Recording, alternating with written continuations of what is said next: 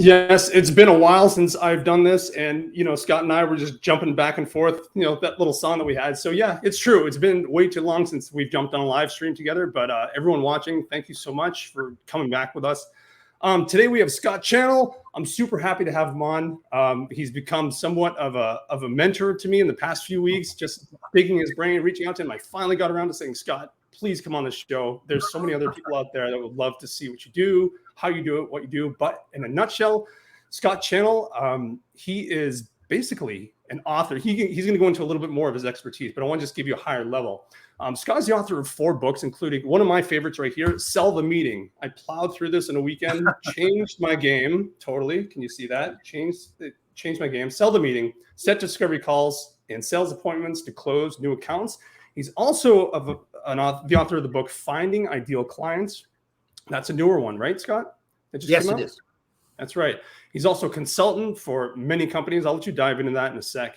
A speaker, but the real focus of what he does is B2B lead generation, appointment setting, and a meeting setting expert. And so, Scott, did I get that all right? Did I miss it? Exactly on spot. Thank you very much. So why don't you just dive a little bit, give us a little bit of context about who you are, what you do, and sort of a little bit about your journey to where you are today as sort of the go-to person in this field. Yeah, that was never the plan to end up being the sell the meeting guy. I've always loved marketing. So way back when, we're going back to the 80s, it started out as a marketing guy, local agency doing regular marketing stuff, which in those days is direct mail, it's yellow pages. The focus was always on professional service firms. So think lawyers, intangibles, accountants, things where, there's a service, many times some level of expertise that's involved. So that is what I focused on. And I was very good at direct response. And as a result of that, someone, a large heating oil company, if you can believe it, selling heating oil up and down the East Coast, said, hey, we've got this telemarketing branch and we're having trouble getting in the door to sell our heating oil. So do you think you could help the telecenter? And I was like, all right, I haven't done that, but I viewed it as the phone work is really just direct marketing by phone. So I said, all right, I know direct marketing, I know response. So, maybe I can help them. So the bottom line, I did that, got great results. They got more home appointments in the slow time, in the slow time of year than they used to get any time before. And then when that project ended, I saw an ad in the Globe for a company actually up in Newburyport, about 30 miles away from me, that sold to very large companies, and they sold relocation services. So the target market company had to be 1,000 plus employees, and you had to start the sales process either with the CEO or an executive level VP, period. And they had trouble doing that. And for whatever reason, I have no clue why, they decided to hire me. And that is actually really where I developed the bones of the system that I still use today. So I learned, you got to remember, this was pre-internet, or the internet was still in its infancy.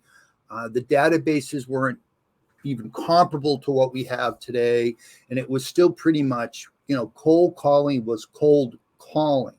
And you'd call into these big companies. If you can imagine getting through the screens to get a CEO to pick up the phone of a company that size, and then pitching them a meeting with a company that they most of the time have not heard of, and getting enough yeses to make that viable. That's really where I learned the art. So in that company, I booked more than 500 meetings at that level. Holy cow.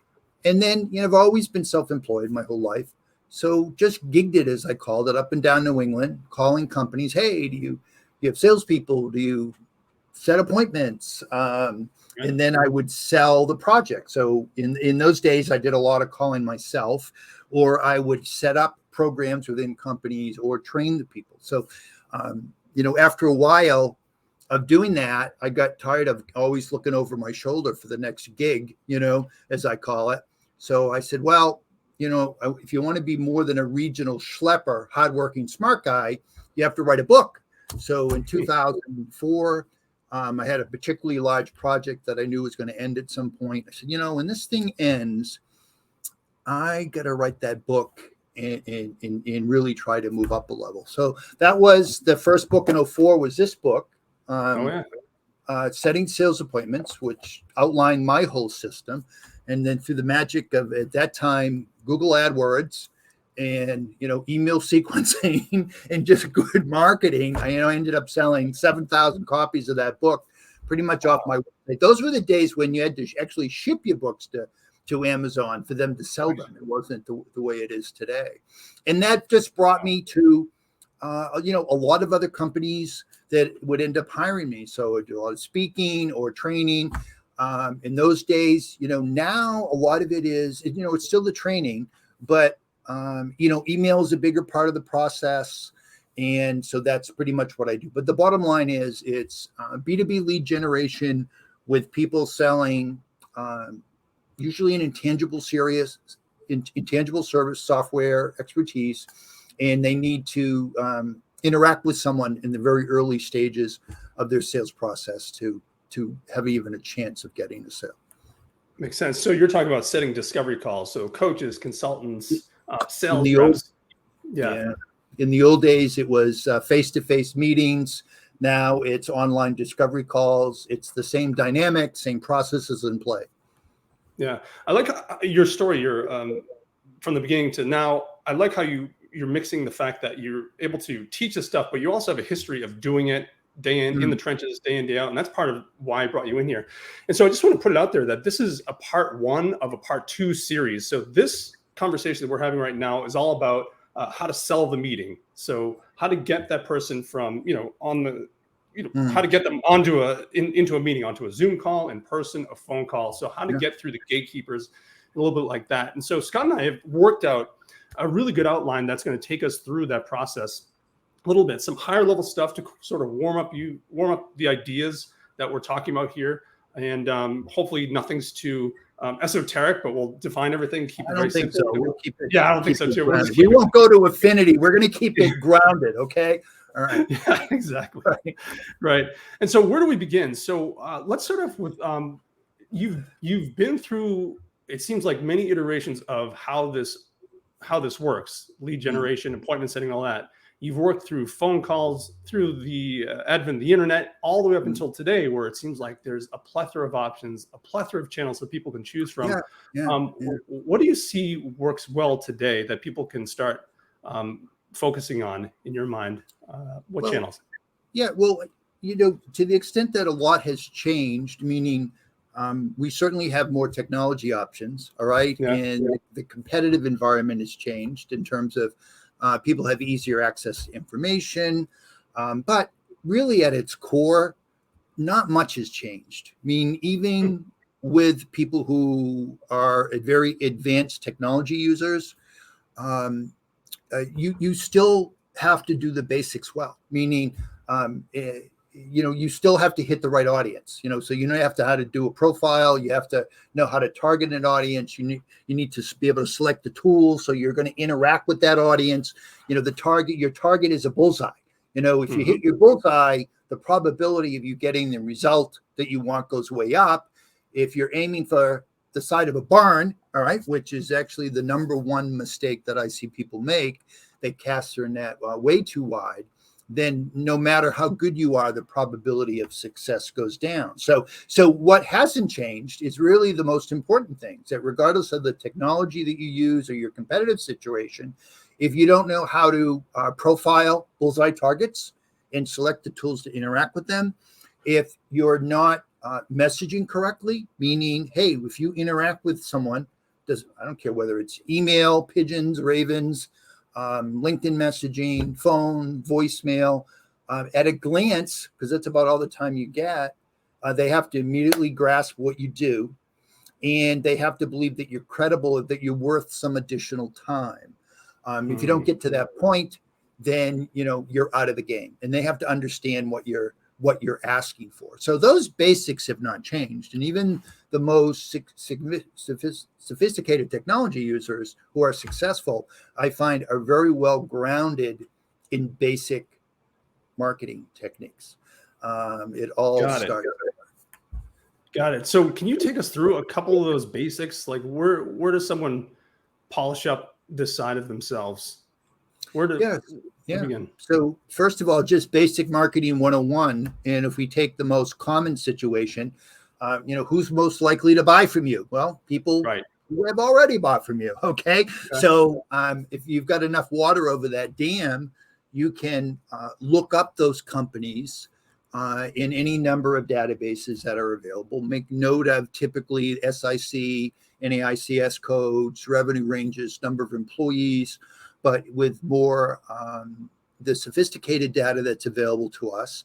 We can also search by technology uses or keywords and their social media presence or so forth. So you can really do that profile. And I find the number one reason why people are not successful at booking meetings is they cast their net far too wide. Yeah. And I'll give you an example, which is very common, and I make note of it in the book.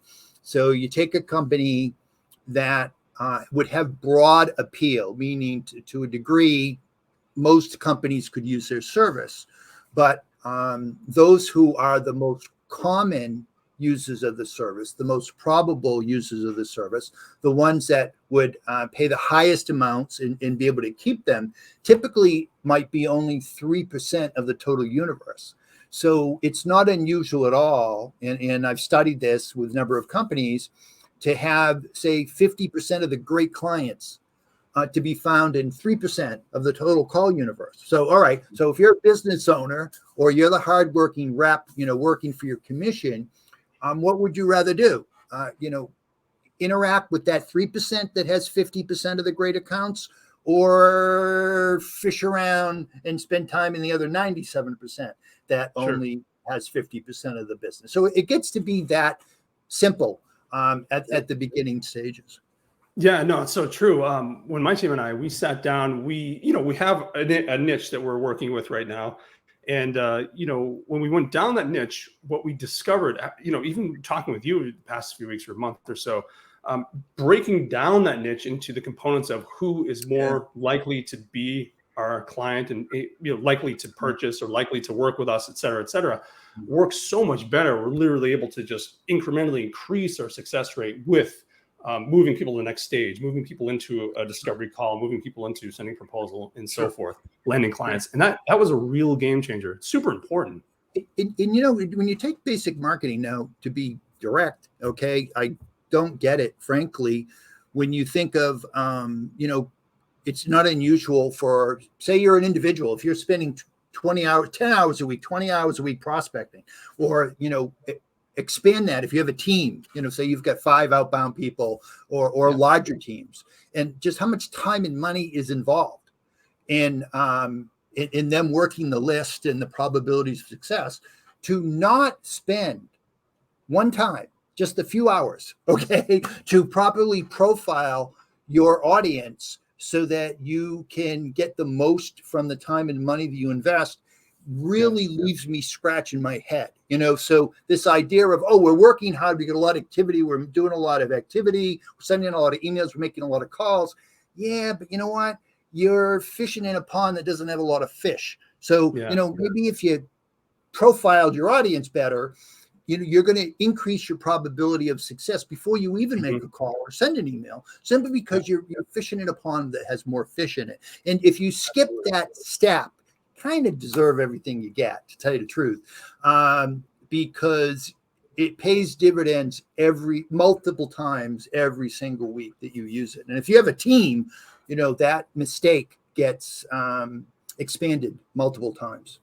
Yeah, absolutely.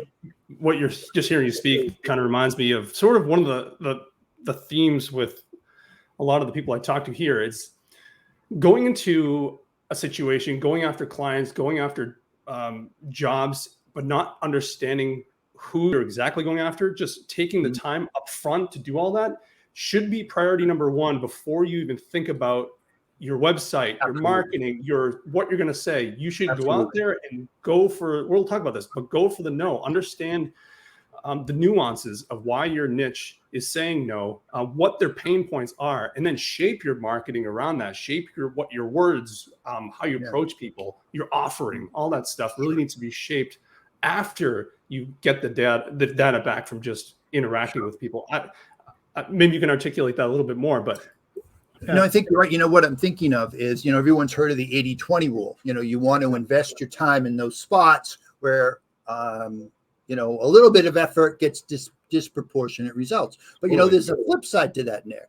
It's the 80-20 rule to mistakes. The common mistakes, there's a couple of common boo-boos that are disproportionately the cause of you not getting great results. And the number one thing is not targeting the right audience, because regardless of the size of your company, you only have so much time, you don't have so much money, and the name of the game is always to get the most for your time and money invested.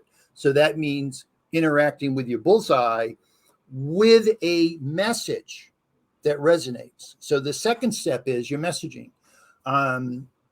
I am a big believer in what I call the pile of words. And I think that the next biggest mistake that I see people make, and I see this all the time, where, companies, pour their heart and souls to doing great work, and getting great results and being dependable and consistent. And they have great stories to tell and, great before and after stories of customer success or client success. And I got to tell you, all too often, those things are not in their messaging. So sometimes I think, well, how would a client know the difference between you, very reputable company with all these, recognizable name clients and the kind of results that you can get, the difference that you make? How would they be able to know you're that kind of person versus somebody who might be dialing the phone in their parents' basement? Well, they don't know if you don't tell them. All right. So I find that a lot of companies are sitting on great verbiage, examples, and specifics. And those phrases, those words are not making it into their messaging. So therefore, people don't quite understand what they do, certainly don't understand how credible they are. So therefore, they really can't make a judgment as to whether they're worth more time. So I'm a big believer in creating what I call the pile of words. I feel really, really, really strongly that if you're going to do outreach, that, scripting has component parts. You have to clearly tell people what you do, and there's multiple ways that you might phrase that. You have to let people know that you're worthwhile. So if you were to try to communicate, hey, I'm credible, I have a track record, I'm worth spending some time with, what would you say to communicate credibility? And then you have certain benefits that you deliver that clients like. So you list those out. And so as to each of the main component parts of your script, you've got to brainstorm the words that you might use. And I always tell clients, look, don't worry about coming up with the exact words that are going to go into your email, your voicemail, or, we're going to wrap around the raven's leg or something like that. Just, get the verbiage that you either might use or might lead to something that you might use.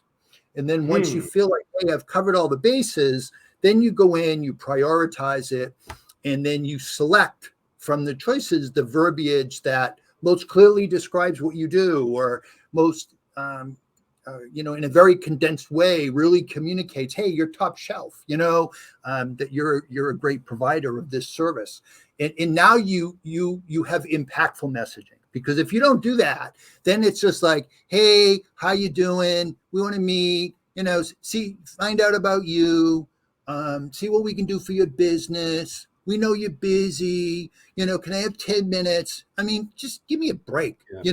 That just is lowest common denominator, no preparation involved, sound like everybody else in the world, and why you would think you would be successful in today's environment with that type of watered down generic message. I have no clue, but it's far too dominant today. So yes, wow, that makes a lot of sense. So what you're saying is during this preparation stage, when you're trying to identify your audience, you really want to understand the words, sentences, verbiage that they're using to align with who they are, right? That would resonate with them. So think of it in terms of, I like to use the phrase competitive difference. Okay. So if you Okay. use overwords, we care more, we're better, we're cheaper. Well, okay, everybody says that. That's really not providing a competitive difference. But if you can allude to certain results you've achieved, or if you can point to specific differences that you've made, specifics matter. And I find that lots of companies will have numbers and specific examples of great results that they've achieved that they're not using or being woven into their wrap, and it's really costing them. And it costs because, Nick, think of, it's not easy to get somebody to pick up the phone, because fewer and fewer people are doing it, or to spend more than a second or two on an email such that they go, oh, there's something in it for me. So if you don't spend the matter of hours, okay, to put all that stuff in the right spot, the odds of you crafting a message that is going to resonate with someone at a glance or with very little time spent and kind of draw them in, the odds of that are pretty minimal of that happening.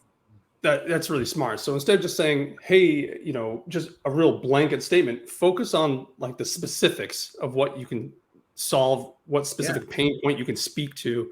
More specificity is a huge improvement. I like to use the phrase, make them choke on I'm all set. Meaning, if you hit someone that has a need for what you offer, that your approach is so different or speaks so strongly, they want to say I'm all set because they're being bombarded with calls and people who waste their time and overhype what they can do for them. But if you can interact with them, you want to make them choke on I'm all set, because the way you've approached them or the specificity of what you say makes them go, oh, I have that issue. They seem top shelf. Oh, they got results like this, or they have this level of experience. They deal with these kind of companies. Maybe I should dig a little deeper as to this option. And that's really just what you're going for. I want to jump onto another topic now, but one second. But I just want to add, one of the biggest game changers in what we do, the sales team that we have working every single day, was the offer structure. And I think it's sort of similar to what you're talking about, sort of choking on the non-interested, choking on the non-interested. I think part of what really helped us move the needle was understanding an offer that it pained them to say no.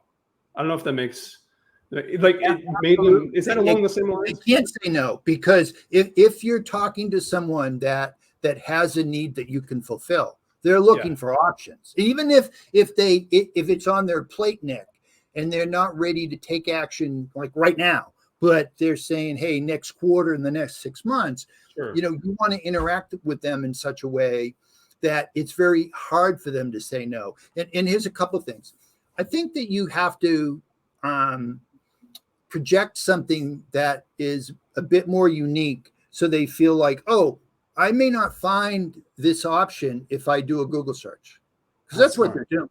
All right. So you've got to project something that's specific enough and valuable enough that not only do they choke and I'm all set, but they're really thinking, whoa, I may not find a company like this as good as this if I just do a Google search. So maybe I'm going to listen to them a bit more, and hopefully that's going to turn into, hey, maybe I will book a meeting with them and just find out more depth.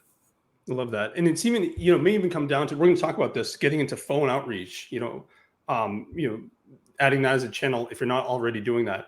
But it may just be a part of this, like just going back a little bit, doing the research on your ideal client before you even assume that you know what your client wants. Think about the pain points, what they're thinking about, what words they're using. Get on the phone, start getting advice. Say, hey, I'm curious. I have some questions. Can you help me fill in the gaps here? I'm thinking about doing this. Get on the phone with people. But now I want to shift over into actual phone outreach and talking about how we kind of prime the pump here for someone that hasn't done it before. We hear a lot of experts that say volume is king, but you've already alluded to the fact that strategy is king. Focus on what works. Go for the whales, not for the long tail here, right? A couple things that come into this. Go ahead. Go ahead. That, first of all, interact with a lot of people who do outreach. And I can tell you point blank that the people who are most successful at this are not the ones engaged in the most activity. I'm sorry. All right. So where a lot of people go, if something's not working, the CEO thumps the table, make more calls. Okay. And I pity the VP or the reps that have to work in those environments. Good people flee those environments because it's stupid, okay? And they know that they're not going to make any money. So, if you're doing all the wrong things, just doing more of it and doing it faster is not sustainable in terms of going where you're going. But a couple things. One of them is to recognize that you're not trying to convince people of anything. So if you're doing phone outreach or if you're doing discovery calls, you're typically offering something that people don't buy every day. All right. So with most of my clients, they're offering something where people might change vendors only every 3 to 7 years or so forth. So the odds of you doing outreach first of all, as far as trying to convince people of anything, forget that. Okay. You're not trying to convince people. That's a huge point. That's a huge point, Scott. That was what you're trying to do is to bump into people. So in any audience, it's estimated, my rule of thumb was always, well, if I have a good, highly targeted, greatly profiled audience, that typically only say 15 to 18% of that audience actually would recognize a need, either immediate or say within a year or so, that they were going to act on. So they're the buyers, all right? The rest of the people don't count, okay? So you're not trying to convince people who don't recognize a need that they should have a need. That ain't happening. Yep. And what you're trying to do is to bump into people that recognize they have a need on some level, and either get them to say, hey, it makes sense to book a discovery call. But this is very, very important. And actually, this is probably the most important thing we might discuss in this conversation, is because the odds of interacting with someone at the exact moment they need you is so small. The ones who are very best are the ones who get people to give them a date to call back. So I call it the magic question. Okay. So you interact with someone, and then your hours of boredom calling is rudely interrupted by somebody who picks up the phone and says hello. All right. So you have your great, I call it the sell the meeting pitch prepared. You deliver it expertly. They go, no. Or say, I'm not interested, or send me information. So you're prepared for that because that's a repetitive scenario. So you have a response for that is calculated to maybe get the meeting now, and reinforces your credibility, reinforces your competitive difference, what they're going to get out of the meeting, and they still say no. So at that point in time, you have to, and this was my style, wouldn't be everybody's style, but I would say, oh, hey, don't want to be on your back. But obviously we do an awful lot of this. Could you suggest the time I should be back in touch? And then I would do the hardest thing in the world for a salesperson to do. Shut up. That's right? right.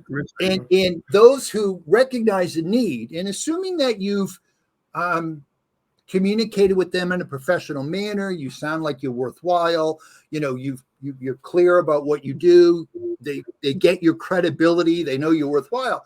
If they recognize it on their plate, getting people to share with you, well, why don't you call me back in 3 months? Why don't you call me back in 6 months? Actually, we've got a new VP, whatever the answer is. Getting them to share that is a huge differentiator between those who are the most successful and those who are just running around crazy trying to find, the easy deals to pick up, because those, I call them qualified callbacks. Yeah, absolutely. That's where most of the money is. There's far more money. Look, you need to call through and grab everybody who's willing to jump in the boat right now. Don't get me wrong. You go for that. But the real money is below the surface of that, getting to go deeper into that middle and enabling people to say, hey, yeah, I actually am thinking about doing that. And this would be the best time for us to talk about it. That's a major difference between top producers and those who are less than top producers. Man, that is so important. I think I just want to bury my head in the sand when I think back. Even just recently, you get caught up your own ego. At least for my ego, I thought I could just convince someone to take the next step with a deal or whatever we're offering. No, don't even go there. Just find the people that are just in the right place at the right time, that have a need for what you're offering. Yeah. That was a big shift. And a big part of that is being willing to accept no. So yes. Those who are very good at this, I would always work into my pitch. Hey, we may not be a fit. Hey, the timing may not be right, but happy to share the information. And actually, that's like the biggest pushback I get from people I train. They say, "Oh, wait a minute! I don't want them to think we may not be a fit. I don't." Well, that's Right, the real right. world, okay? That's- And if you want people to feel comfortable meeting with you, the fact that you can project, hey, we may have a conversation, do a deeper dive.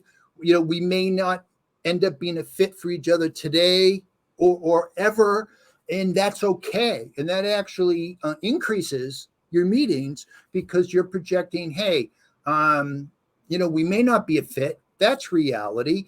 And if you can embrace the no, you don't project yourself as needy or desperate. So I think sometimes where people are afraid of no, they really give off the vibe of being kind of desperate or needy. That's a big turnoff to potential buyers, and I think cost them opportunities. Sure. And just one step further down that same thinking is, do you really want to work with a client that was lukewarm to begin with versus someone that was like, yes, I need this, meaning, yeah, do you know what I mean? Like going It's after. a great point.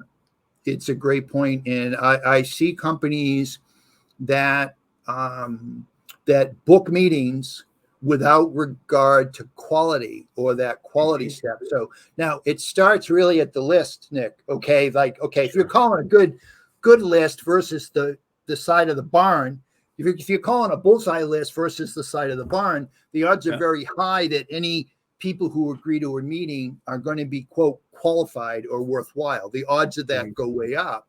But another way that you guard against wasting your time with qualified targets is in the interaction where you say things like, hey, we may not be a fit, or you ask them certain questions that would determine whether they might be a good fit. And the best people, the ones who sell the most, get the most results, are not afraid of those questions, where a lot of people are like, and I'll say honestly, a lot of reps in it, and it's the company's fault. It's not the rep's fault. It's the company's fault, because they create an environment where they want to book the meeting on the spreadsheet, okay? To say, oh, we book meetings, but then 60 or 70% of them are, quote, unqualified and go nowhere. So where does that help anybody? Just a lot of wasted resources and a lot of frustration. So makes a lot of sense. And I love this pathway that we're going down here. It's, you talked about the list, you talked about doing the research on your ideal client, understanding the way they talk, the way they think, their pain points, where they're hanging out, whether it's they're approachable by phone. We'll talk about that a little bit more. Where to find them, if they're on Instagram, if they're on Facebook, or if they're only on LinkedIn. We're finding, just as an aside, we're finding in our business that Facebook is really difficult. We started going into other channels. We're getting, and it doubled our rates of responses, even positive responses. That could be a whole other show, but I'd love to dive into that someday. But anyway, I love the lineage here that we're talking about. It's really a process. And you notice what we're not talking about is talking about like convincing people. We're not talking about salesy stuff at all. This is really programmatic, a process that you're laying out here. It's about quality each step of the way. Right. to increase your odds of landing the choice clients that you want to work with, not the people that you'll settle with. It really, the groundwork for the benefit down the line is really done up front. It's the groundwork, It's before you even pick up the phone or send an email. I mean, hey, we want to prospect with the wind at our back, not in our face. Okay. And the way we do that is through these really small investments of time and thinking preparation that put us in a position to leverage our time. Now, it's a couple of things that you reminded me of. One of the most important things I had to learn, and this is going to sound odd, right? But is if you really want to be successful at appointment setting or booking discovery calls, stop listening to your coworkers. Interesting. And what I mean by that is, I'll give you an example. That first big project that I did, where I had to book meetings for CEOs of companies with more than 1,000 employees. Now, this was a great company, okay? Great people in it. If I needed that service that they were offering, they were top notch. They knew their stuff, okay? But they had been abysmal failures, okay, at getting in the doors of large companies and generating leads. So I said, well, I'm not exactly sure how I'm going to do this, but I know one thing. These are really smart people that have tried hard and they haven't been successful. So I know that the answer lies in the opposite of what they're going to tell me. So, you align yourself with the best, not the rest.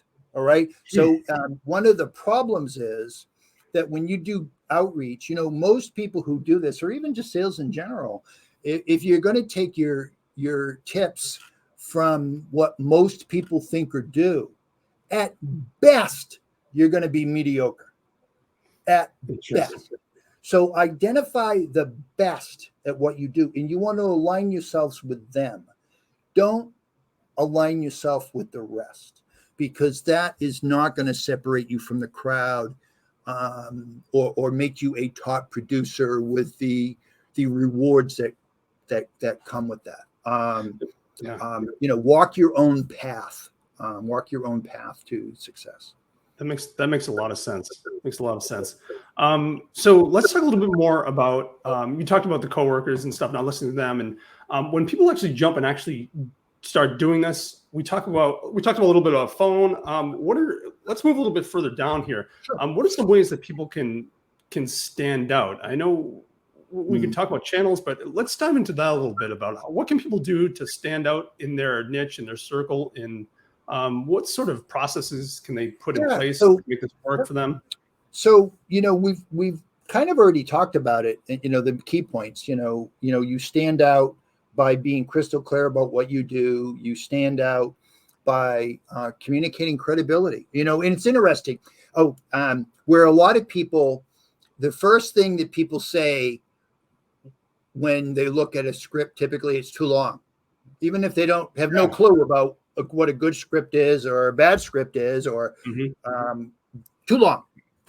Okay. So, there are certain foundational steps to your messaging that you've got to cover in order for someone to conclude, oh, these people might help me. They're credible and worthwhile. And I think it's worth to spend, 30 minutes or an hour with them. So I would say the big thing is to think groups, don't think individuals. So you have, like we just talked about in terms of a profile, you have an approach, and if you've got 100 targets, you want to use an approach that gets you the most responses from those positive responses from those 100 targets. So you're not trying to get a yes from that person, that person, that person, that person, and that person. What you're saying is, I've got a group. What's the approach that I can use uniformly such that I'm going to get the best results from the group that I interact with? All right. And then and there's some variations, and every rule is said to be broken, but big picture is, you're worried less about what happens on any one particular call, good or bad, but you are worried very much about, okay, if I work a group that I've defined, Do I get 5 meetings out of that group, 10 or 20? That's really what you're worrying about, not whether you get person A to agree or person B to agree. But what's the result that you get out of the group? And then to your point, you made a point earlier about people saying you're not interested. So, that's think of that common scenario as a group. So if you're working a group and you know that as you work it, that certain things are going to happen again and again and again, to use your example, I'm not interested. Well, click where boom, you should have thought about, well, what do you say when that very common scenario occurs? Are you prepared so that you have a response that gives you a shot at getting the result you want, or getting them to share with you that they may have a need for you in the future? Or do you just, wilt away because you're afraid to hear no? So you think groups and think common scenarios. And if you get the best response within groups and you get the best result among very common scenarios, that's a big driver of your success overall. Makes sense. So if you're a salesperson or a coach or someone like that, and you're looking at groups, you're actually you're referring to finding a group of people with a particular characteristic that maybe idealize your client. So think of an approach that gets you the best results among the group. So lots of times when people talk about calling, they say, oh, well, with this person, this is what I'm going to do with this person, where I don't think of it that way. I think of it as, what's the approach that I'm going to use within a very defined group with similar characteristics that's going to get me the best results from the group. I personally don't care who says yes or no, or for what reason. What I do care about is that for the time and money invested, that I get more results from that group rather than less results from that group. So you got to get out of this, because one of the problems that, remember, and you brought it up earlier, that, the odds of you hitting people at exactly the right time is pretty minimal. And then also kind of remember that in even a very good group, if you're appointment setting, if you're doing discovery calls, typically only about 15 to 18%. I've had some people say, I think it's 20%, actually have a need. So it means even if you do all the right things, 4 out of 5 times when you talk to people, they have absolutely no need for what you offer. So the inexperience confuse that with that they're doing something wrong. Well, no, you're not. It's just that, you can be doing all the right things, but 80% of the group that you talk to has no need for what you're offering. So therefore, you're going to get a no matter what you say. So a big common mistake that people make is they confuse no's from people that have no need with people who do have a need. And they start watering down their language. Oh, I got to make it shorter. Oh, I got to, rip this out. Oh, this sounds too salesy, which is stupid in my mind. No, really. If a sales rep, I've learned if they say, this is too salesy, what they're really saying is, I'm uncomfortable with it. I don't want to do it. All right. Because the only thing that should matter is whether it matters to your audience. Your personal feeling or comfort level with saying certain words is totally irrelevant to whether you should use them or not. Totally irrelevant. So the fact that someone might say, oh, I think this is too salesy, I think is, first of all, that's irrelevant. But second of all, usually that's reflective of their personal comfort zone with saying words or delivering them in a certain way, regardless of whether that is actually the best thing that they should do. That makes a lot of sense. We're going to dive into we're going to dive into a little bit more like nuanced stuff, but I want to just bring it back a little bit. You notice through this whole conversation that you and I are having, Scott, we're not talking about specific tactics and strategies with particular channels or stuff like that. This is not clickbaity stuff, because the real success comes from seeing the bigger picture. The real success comes from what we've talked about, understanding the audience, understanding the words and nuances, finding out where your audience lives, where they hang out, what they do. If it's phone, if it's social media, if it's email, all that stuff. We're not talking about specifics, because it really depends on you. It really depends on your research and how you go about pulling this stuff out for success. We're not Right. talking about specifics here because we don't know what's going to work or not until you actually go in, get the data, and pull it out. And try it correctly. And And try let's, it.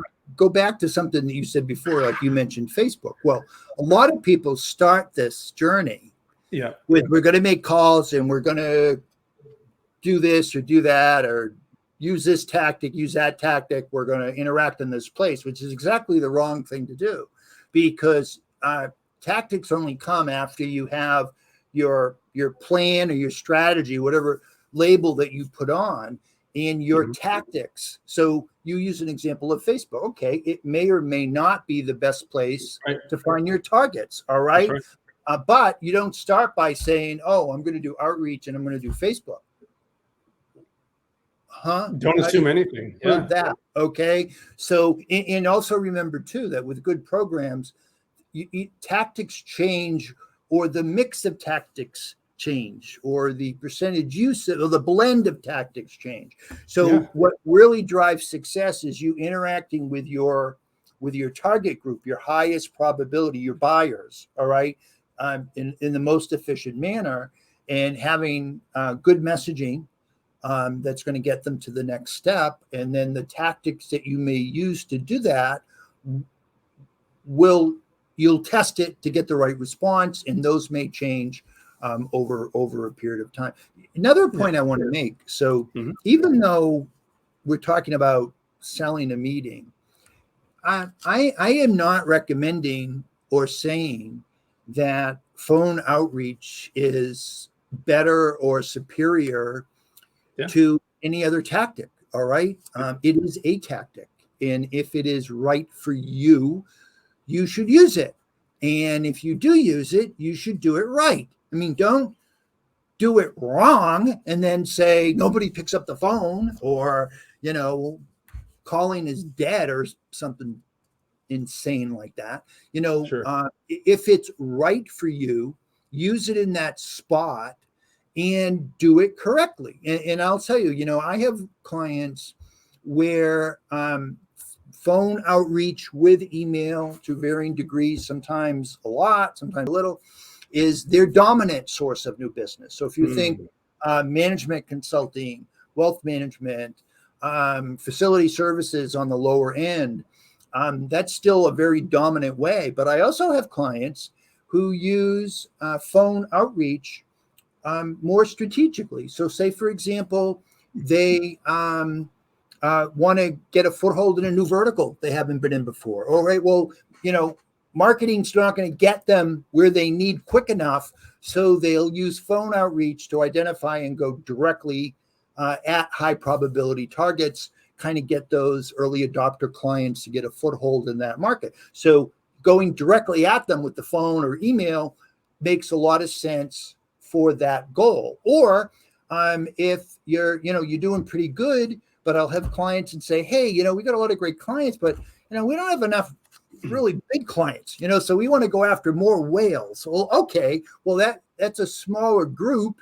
You're not going to use general marketing, okay, to go at it very target. So it makes sense sometimes, depending upon the situation, to say, hey, as to the very biggest clients, the whales, it makes sense as to them for us to do phone outreach or email outreach the right way. So I want to emphasize, I'm not saying that this is, the best technique over anything else. I'm saying it is a technique. And if it's right for you and for what you're trying to achieve, use it. If you got other methods that'll get you the same place, I really encourage that you use them. Yeah, totally. And just to emphasize what you're talking about for anyone watching, this is really a process. This is not a, you do one thing and fail and then quit.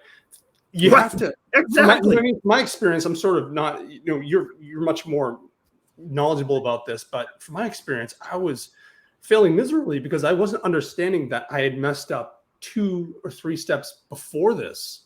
Yes. And I was already way up here. I was going down channels, like I had physical flyers. I was going to companies and stuff like that. I realized it was 3 steps before that, which is understanding the industry itself, understanding the words, understanding the pain points. I missed a huge red flag Yeah. that I ignored and just said, I can crack this nut. I have the drive. I have the perseverance. You It's stick not with that. it, you learn. Let me That's right. Put your ego aside and just, focus on the things, incremental steps that are getting the positive results for you each step of tweak the it way. up, get better at Yeah. every step of the way. Let me give you a great example of that. And Yeah. it comes with scripting. So when someone calls me and their messaging is not great, all right, but they've got a rap, and that's common, but they say, hey, I know we can do better. But the idea of moving from, say, scripting that was not so great to something that's better is not something that happens with a click. So what is, what's that old saying, Nick? People vastly overestimate what should happen in the short term. They underestimate what should happen in the long term. So when it comes to any type of change, that they're kind of, to what you point, you try something and it's not going to work perfectly and you tweak it up. So the people who succeed in this understand, hey, and I'm just using scripts as an example. I'm going to rewrite my scripts and I'm going to do a great job with that draft. But as I start using it, I'm going to think of myriad ways to tweak it and improve it.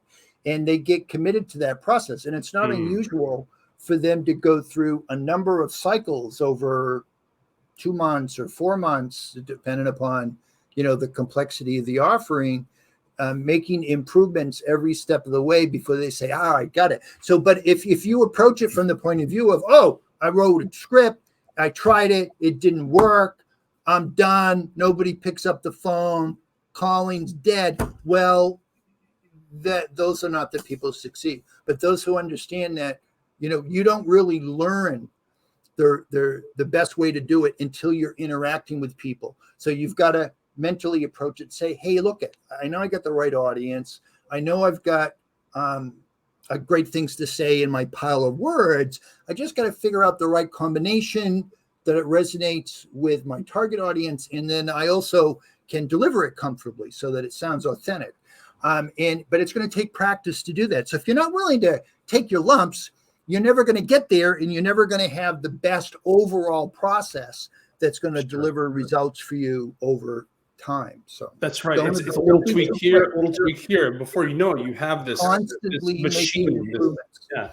Constantly, totally. and you can do it by trying it, getting your head bashed in, okay, or listening to your calls and say, why did I say this when I could have said that, or why did I pause when I shouldn't have paused, or how come I responded to this objection, or you just get ideas as to how you can improve it. So you have to be kind of committed to a process and understand that if you're an adult, change is hard.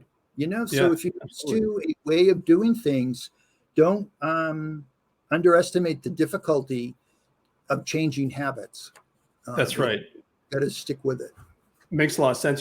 Just as an aside, one of the biggest things that has made improvements in what we do on this end is recording all our sales calls, all our discovery calls, recording even phone calls, all that stuff. Because when you play them back, you just sit there with your head in your hands going, oh my God, I can't believe I said that. I should have. But you learn so much from that. You learn, when that comes, that point in the conversation, whatever that point is in the conversation, opening, closing, asking for whatever it is, you want to just tweak and understand from these recordings, where you went wrong, make the change, and then it really helps, do it. You are your best teacher. And in fact, that's a number one thing that I recommend that too few people do, frankly, is listening to themselves. And I think there's something very important in what you said, because you said when you listen to the recordings, you rattled off, my opening, my response to my objection, the way this, the win and improvement is all these, think of your pitch as component parts or pieces. So as to every piece, you change it or you improve it or you tweak it. So you're thinking of all the little things that happen from hello to great, talk to you next week at 2:00. You make all these little changes that add up to the difference that you're looking I really do. And it sucks and sucks and sucks until one day it's cracked and it doesn't. Exactly. It's monotony and boredom. And actually, it's great that you said that, because I think a big part of success is um, sticking with something that you know works, Yeah. but resisting. And this happens fairly frequently. I'll do a project for a company and they'll get great results and everything's moving. And I've had this happen a number of times. And then about a year later, I'll get a call and I'll say, gee, I don't know what it is, but we're not getting the good results anymore. So let me take a look. Well, you know what? They bastardized the list. Those great scripts not being used anymore. That great process that was super efficient, thrown out the window. Okay. And, it takes discipline to say, hey, here's a system that if we stay consistent with it, it's going to throw out what we want. But the human element, because we don't want to do the same thing over and over again. They change it up. Oh, I got bored, so I'm going to change it. Well, hey, I was bored, but I wouldn't have booked 2,000 meetings, okay, if I was bored every step of the way. I got to tell you. But you get satisfaction, and certainly, for the good of the company or for yourself personally in terms of what you're doing. Work the system that gets you the business result you want, and you're going to have to do what works well, very consistently, even if you're bored with it or it may not be 100% comfortable for you. That's just reality. And before you know it, it's just something clicks with whichever stage it is, and then that's your thing. Go with it. Go with whatever suddenly moves a needle to the next level. There's another point here too, that when you're booking a meeting, so you get your traction in the early stages. So a lot of success comes from picking that target audience, as we've talked about, and then the most important part of a call is just the first few seconds. Okay, so that's when they make a decision: am I going to listen or am I going to blow this person off? Mm-hmm. So the first 15 seconds or no more than 30 seconds of that call is very, very different from the rest of the interaction. So let's assume you're calling somebody that fits your profile and they have a need. They're going to spend money, change vendors, add a vendor now, 3 months from now, 6 months from now. So your initial interaction is got to be calculated for them to recognize what you do, that you're worthwhile, kind of get them to, you said before, get them to choke on I'm all set or I'm not interested. And that's a very different way of talking, okay? But once they recognize that, okay, I'm going to have a conversation, you actually have more of a real conversation with people. There's still a certain structure, and you can't just, meander on. But guess what I'm saying is that, typically a book the meeting call is going to be, say, 4 minutes, give or take a minute. So, don't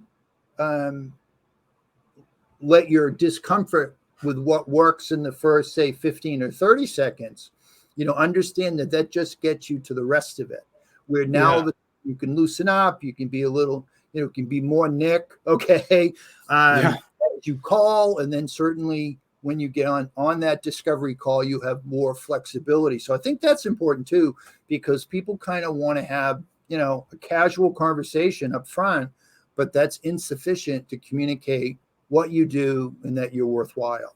So, think of your interaction as component parts. You're going to interact with them, lay the cards on the table, let them say yes or no. That earns you additional time where you have more flexibility to be yourself and leads to a discovery call. Yeah. One of the things that I discovered with our team is that it's a balance between building that trust and wasting their time, or not wasting their time, but just getting to the point quick enough, especially at the early stages of laying the cards on the table. Yeah, especially at the early stages of that sales cycle. We've done it, extreme both ways. Not extreme, but a couple of times I've just said, "Hey, this is what I do. This is how we can help. This is how much it is." that's, that's worked in some ways, and then so it's a balance. Just think of it. Well, Find what works for you. Find what works for your prospects. Okay, I That's what I'm saying. Yeah, or that's what I'm what gets you the result that you seek. saying. Right. That's And right. I think one of the things that costs people is a hesitation on being direct. So a lot of that is because people are afraid of no. So they go, well, if I'm crystal clear about what I do and our experience and what we want, they may say no, and they're afraid of no.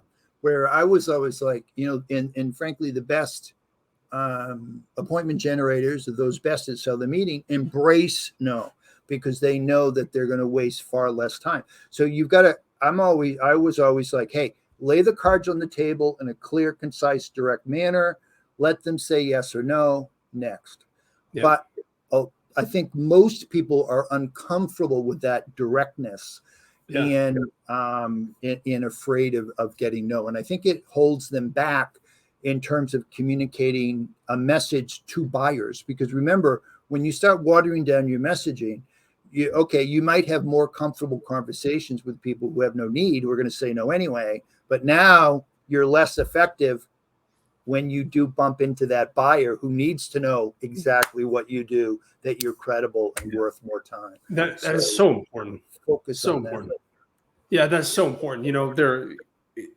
Get comfortable with being uncomfortable. If it takes you, yeah. At least in the beginning. At least in the beginning. Right. Right. If you're not able to actively disqualify or qualify the people that you're on the phone with, why are you even continuing on? This conversation, you're sort of leading yourself on. It's not leading them on, because they're never going to buy anyway. You're sort of leading yourself on, thinking there's a chance, when really you could actually be talking to 5 or 10 more people that are probably not a strategy. So remember, even in calling, if even when you don't talk to someone, if you're interacting with gatekeepers and you can ask them questions which would indicate whether they're worthwhile or not, you want to do that, because if on call number 1 you can determine, oh, hey, I sell to companies that use at least 25 pencils per person. Well, this company only uses 2 pencils per person. They're not a good target for me. I'm going to move on. If you can find that out on call 1 versus call 10, think of, how much more effort you could have spent to people with a higher probability of success. So knocking out the unqualified, people think, oh, you got to qualify, but I actually think in the early stages of prospecting, it's more active disqualification is more what you want to do. Because in that first phase, if you get really aggressive at knocking out those people who are not worth your time, guess what? More time goes to the people, and you can go deeper with the people who are worth your time, who would, if you went through the journey, end up buying stuff that makes it all worthwhile. And you're picking up the data points for what, you're picking up the data as you go as well. It's not just a simple binary process. You're actually picking up what they're actually looking for, or what they're not looking for, or why they're not ready versus why they're the perfect prospect. If they're not ready, there's something going on. Not to go back to that group or that person with that quality or thing going on. You're actually getting to another point about the benefit of outreach. So we think of it in terms of selling a meeting or getting in the door, which is very true. But to your point about data, right? But if you're calling people, regardless of whether you're booking meetings with them or not, and you're identifying the companies in not just by list, but by actual calling and confirming, if this person ever bought from me, they're an A super duper,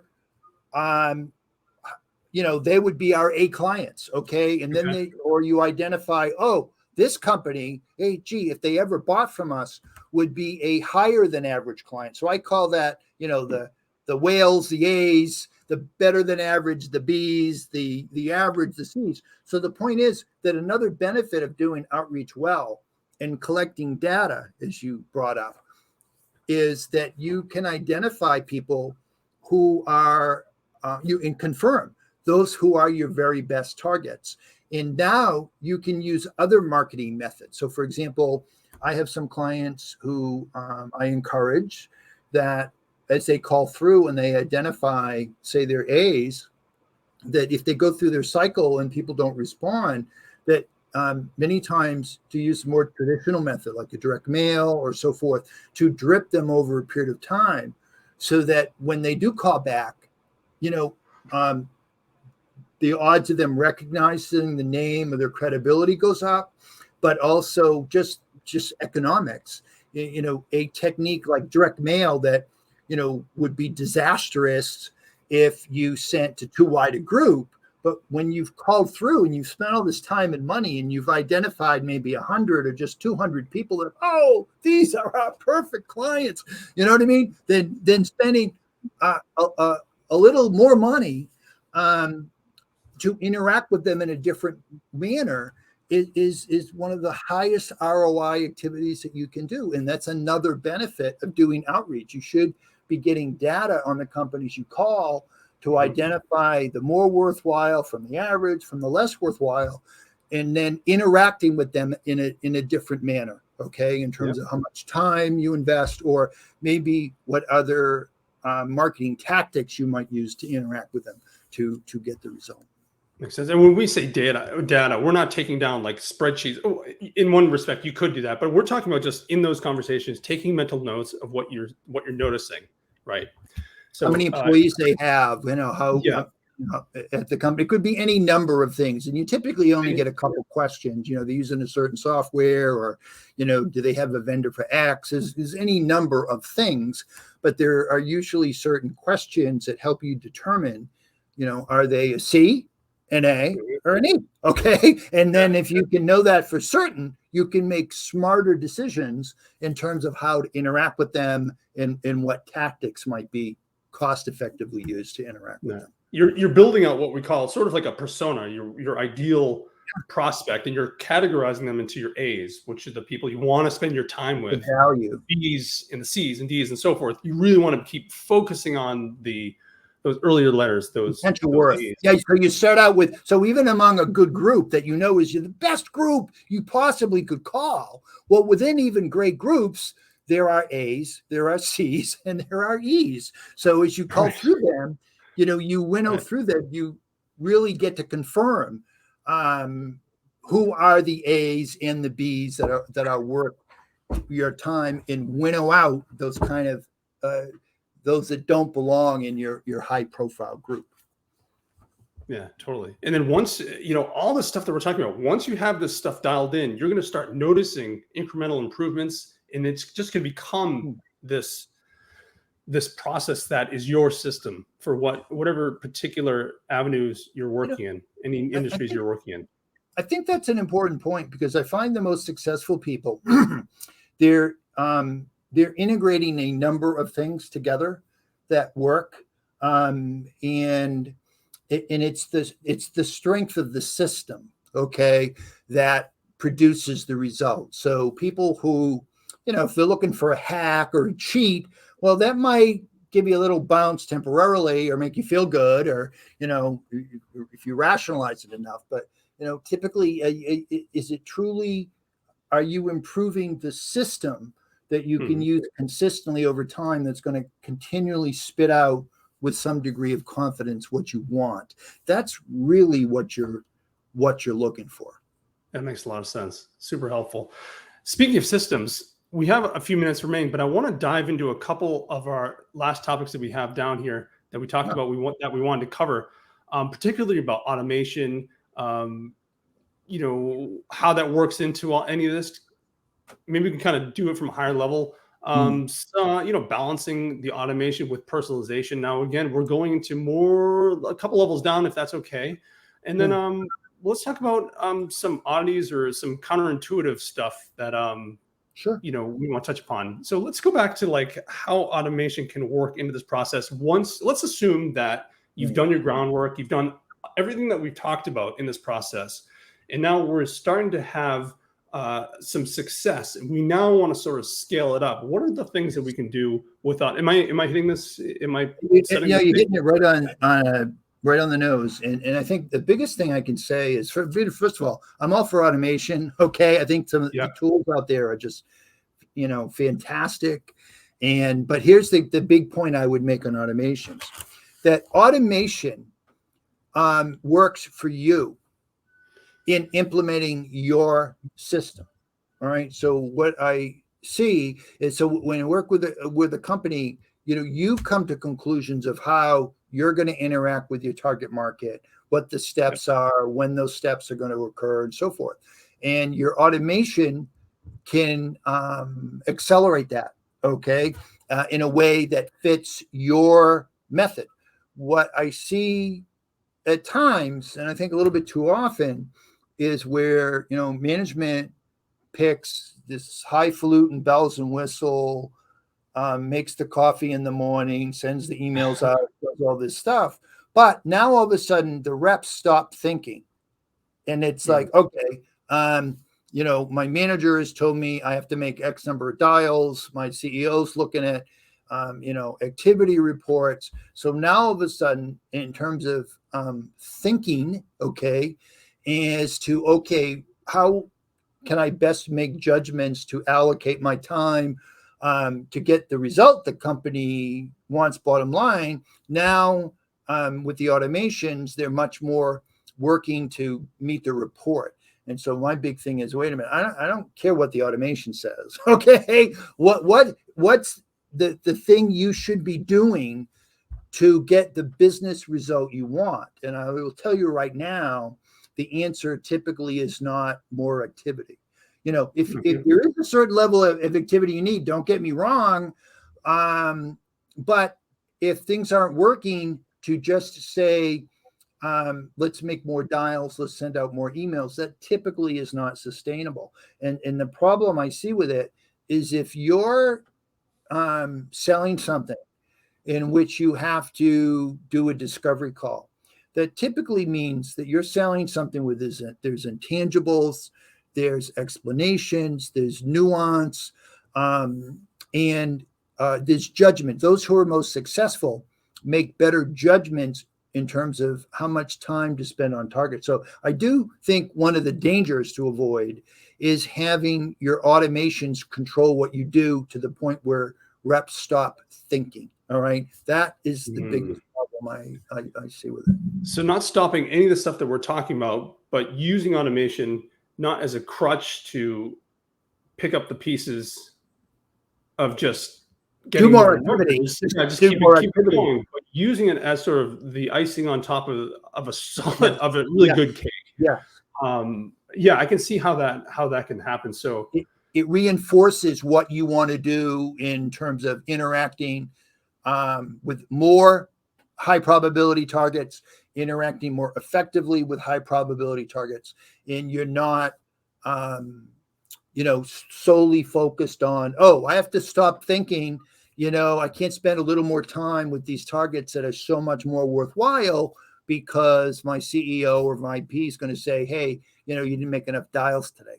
And sure. Unfortunately, I see a lot of that. Sure. And just as an aside, we're not talking about, like, automation sounds like a big, scary word for people that haven't, don't quite grasp what we're referring to. Automation can be just it can be one email that you send to a group of people that can ask one simple question, or it can just be an opening email, or it can be a message on LinkedIn or something like that. It doesn't have to be this huge complex. Go ahead. It integrates all those things. So typically with automations, it kind of it's scary in a way, because there's a lot of bells and whistles. There's a lot of steps and clicking around, so it can be very good if it's helping you to do what you want to do. But if you're just, blindly doing the next step according to the automation, and you're not able to think and use your judgment, then I think you're on a slope that is going to end up with a bad result. So let's give some specifics, a little bit of specifics about what automation is for people that are trying to wrap their heads around this. So, well, very simply, yeah, good. Go ahead. Well, just, very simply, usually there's whatever label you put on a workflow or a sequence, which might say, okay, you're gonna interact with this particular target. So step one is an email goes out, and then 2 days later, you're going to make a call. 3 days later, you're going to stand on one foot and wave at them. Fourth step is, you stand outside the building in a checking suit and wave signs around. So it just gives you all the steps, and then you're supposed to follow them as they come up. So it could be a combination of things, emails, voicemails, phone calls, or it could be straight emails. Right. Could be one of those things. Period, or a mixture of them, or sometimes things that can work in parallel with each other. So sometimes, Sure. I have clients that have way more people who are great to interact with than they could possibly call. So they might have a sequence which has calls built into it, but we might say, well, there's all these other great high probability targets we can't possibly call, so let's skim the cream off the top with them with just an automated email sequence, and then just respond to the people who reply. So, you can use those tools in very creative ways to get the result you want. Yeah, it can be simple or complex, but it really depends on what you're pulling out that's working for your system, for your process. As you need, correct. Absolutely. So I just want to round this out a little bit. We covered a lot of ground today. We talked about actively disqualifying, which is, getting to the know, moving on to the stuff, the A's. We talked about the pile of words. We talked about doing the groundwork before you even pick up the phone, before you send the email, before you send the first Facebook, LinkedIn, Instagram message, or what have you, or that conversation. There's a lot more to be learned. But this is just the first step in our 2-show series. This is all about just getting your mind wrapped around this idea of just getting to the next step, just getting on that meeting. How do we get there? How do we find the people? What are the things that we need to do to put ourselves in the best position possible? Is there anything here that you think we should leave on the table here for people to think about as we start to close out our conversation here? The only thing I'm thinking of adding is a lot of people think that it's about me and my the scripting and so forth, but a lot of the results come as a result of just bumping into people at the right time. And if we're being honest with ourselves, that assuming you don't screw it up, like I was saying, hey, bump in, work a system that enables you to bump into more people at the right time.